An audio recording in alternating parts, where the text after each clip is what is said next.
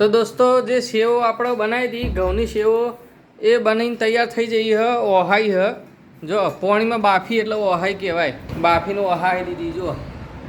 મસ્ત મજાની ગરમ ગરમ સેવો અને એની અંદર આ દેશી ગોળ નાખવાનો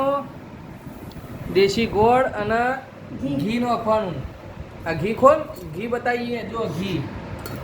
ઘી અમે દેશી જ બનાવ્યું હવે આ સેવો કઈ રીતે બનાવવાની હું તમને બતાવું બરાબર મજા આવશે એકદમ મજા આવશે ખાવાની હો જો એ આ વાડકામ થોડી લીધી બધી બનાવી દઉં થોડી થોડી પછી આ વાડકામ થોડી લીધી બરાબર હવે એની અંદર શું નાખવાનું ચલો એની અંદર થોડું ગોળ નાખવામાં આવશે જુઓ એ ગોળ નાખ્યો જેટલું ગળ્યું જોઈએ એટલું ગોળ દેશી ગોળ તમને જેટલું ગળ્યું ભાવે એ પ્રમાણે ગોળ નાખવાનું પછી અંદર ઘી નાખવાનું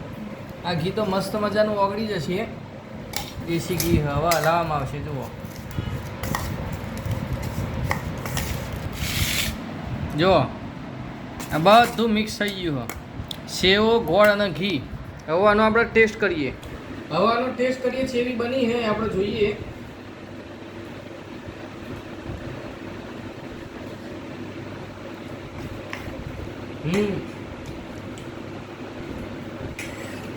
એકદમ સરસ ટેસ્ટ હા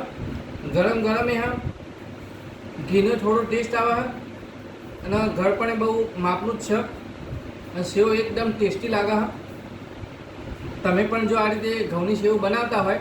તો કોમેન્ટ જરૂરથી કરજો